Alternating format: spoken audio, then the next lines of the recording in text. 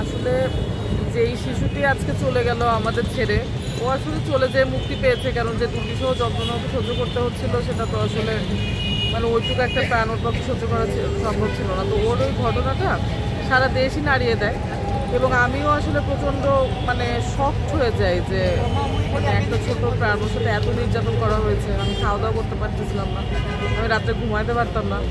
তারপরে নারী দিবস আসলো, নারী দিবসে নানান রকম মেকি আনুষ্ঠানিকতার মধ্যে আমাদের নারীদের নিরাপত্তা, কন্যা শিশুদের নিরাপত্তার ব্যাপারটি যখন সেভাবে আলোচিত হলো না, তখন আমি একরকম সংক্ষুব্ধ হয়ে আমি সিদ্ধান্ত নেই, আমি রাস্তায় নামবো, আমি আমার দাবি জানাবো এবং যতক্ষণ না পর্যন্ত আমার দাবি আদায় হবে আমি রাস্তা থেকে যাবো। তো আজকে আমাদের সপ্তম রাত চলছে এখানে। আমার যদি কোনো ক্ষতি হয়, আমার শরীরের যদি কোনো ক্ষতি হয়, এটা পুরোপুরি দায় সরকারকে নিতে হবে। আমি একদম শান্তিপূর্ণ একটা অবস্থান করছি, সাধারণ নাগরিকের জায়গা থেকে করতেছি। আমি কোনো রাজনৈতিক ব্যানার ব্যবহার করি নাই, আমি কোনো ব্যক্তি পরিচয় ব্যবহার করি নাই এবং এ থেকে যেটা প্রমাণ হলো যে বার্তাটি আমাকে দেওয়া হলো সেটা হচ্ছে সাধারণ নাগরিকের কথা কেউ শোনে না এবং এর যে আসলে দুঃখের কিছু হয় না। আর আমার 5টা দাবি সুস্পষ্ট, 5টা দাবি আমি 180 দিনের মধ্যে বিচার কার্যটি সম্পন্ন করতে হবে। 15 দিনের মধ্যে তদন্ত, 1 মাসের মধ্যে নিম্ন আদালতের রায় এবং 6 মাসের মধ্যে উচ্চ আদালত এবং অ্যাপিলেট ডিভিশনের যে রায়টি সেটি কার্যকর করতে হবে। 6 মাসের মধ্যে বিচারটি কার্যকর করতে হবে রায় দিয়ে। আমাদের দ্বিতীয় দাবি হচ্ছে আজকে রাত্রে 72 ঘন্টা হয়ে যাবে। দাবিটি ছিল 72 ঘন্টার মধ্যে প্রত্যেকটি থানায় একজন নারী পুলিশ কর্মকর্তার নেতৃত্বে একটি করে ইমার্জেন্সি ক্রাইসিস রেসপন্স টিম গঠন করে দিতে হবে এবং প্রত্যেকটি থানায় একটি অন স্টপ ক্রাইসিস সেন্টার গঠন করে দিতে হবে, যেটির কাজ হবে ভিকটিমকে মানসিক সাপোর্ট দেওয়া, তার আবাসনের ব্যবস্থা করা এবং তার আইনি এবং সামাজিক নিরাপত্তার ব্যাপারটি নিশ্চিত করা।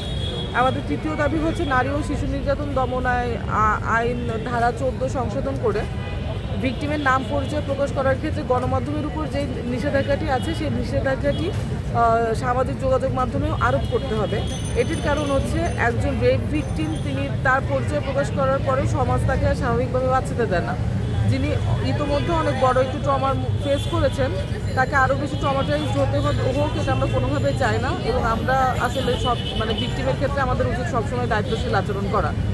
আমার চতুর্থ দাবি হচ্ছে একজন ভিকটিমের দীর্ঘমেয়াদী পুনর্বাসন নিশ্চিত করার জন্য তার যে মানসিক সাপোর্টটি লাগে সরকারি রাষ্ট্রীয় উদ্যোগে তাকে সেই মানসিক সাপোর্ট দিতে হবে এবং তার সামাজিক মর্যাদা নিশ্চিতকরণে যে কয়টি স্টেপ লাগে সব কয়টি স্টেপ নিতে হবে রাষ্ট্রকে।